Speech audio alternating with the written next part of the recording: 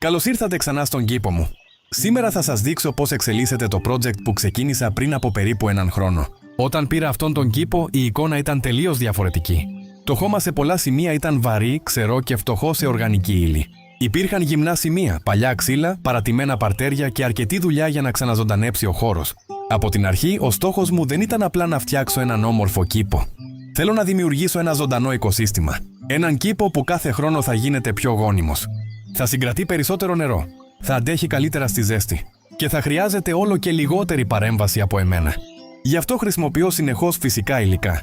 Σάπια ξύλα, παλιούς κορμούς, φύλλα, μικρά κλαδιά, κομπόστ, κομμένο γρασίδι και φυλλόχωμα. Για μένα αυτά δεν είναι σκουπίδια. Είναι πρώτη ύλη. Είναι τροφή για τους μύκητες, τους γεωσκόλικες και τους μικροοργανισμούς που ζουν μέσα στο έδαφος. Όλοι αυτοί μετατρέπουν σταδιακά την οργανική ύλη σε νέο γόνιμο χώμα. Τις τελευταίες ημέρες μάζεψα ξανά αρκετά παλιά και αποσυντεθειμένα ξύλα. Τα μεγαλύτερα κομμάτια τα χρησιμοποιώ κυρίως περιμετρικά.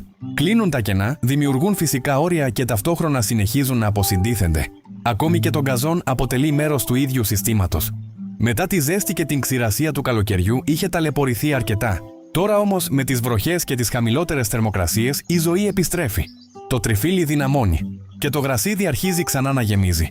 Εκεί συνεχίζω να προσθέτω φύλλα, φυλλόχωμα, λεπτή οργανική ύλη και αποσυντεθειμένα κλαδάκια. Δεν τα βάζω όλα μαζί. Χτίζω την επιφάνεια σταδιακά. Θέλω κάτω από το γρασίδι να δημιουργηθεί με τον χρόνο ένα σκούρο, πλούσιο και ζωντανό έδαφος. Ένα έδαφος που θα συγκρατεί περισσότερη υγρασία και θα τροφοδοτεί φυσικά τη βλάστηση. Το ίδιο συμβαίνει και στα παρτέρια.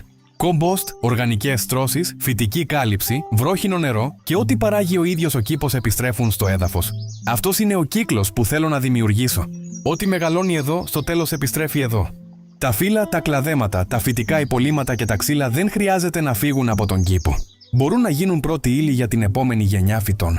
Ο κήπος φυσικά δεν έχει τελειώσει και πιθανότατα δεν θα τελειώσει ποτέ. Γιατί ένα ζωντανό οικοσύστημα εξελίσσεται συνεχώς. Τώρα αρχίζουμε σιγά σιγά να κλείνουμε τη φετινή σεζόν και προετοιμάζουμε το έδαφος για το φθινόπωρο και τον χειμώνα. Γεμίζουμε τα σημεία που αδειάζουν, επιστρέφουμε οργανική ύλη και αφήνουμε τη φύση να κάνει τη δουλειά της. Γιατί εδώ δεν προσπαθώ απλώς να καλλιεργήσω φυτά. Προσπαθώ να χτίσω χώμα και μέσα από αυτό το χώμα, χρόνο με τον χρόνο, να δημιουργήσω έναν κήπο πιο δυνατό, πιο παραγωγικό και πιο ανθεκτικό. Από φύλλα, παλιά ξύλα, κομπόστ, νερό, φυτά και πολλή δουλειά. Χτίζεται σιγά σιγά το δικό μας μικρό φυσικό παράδεισο.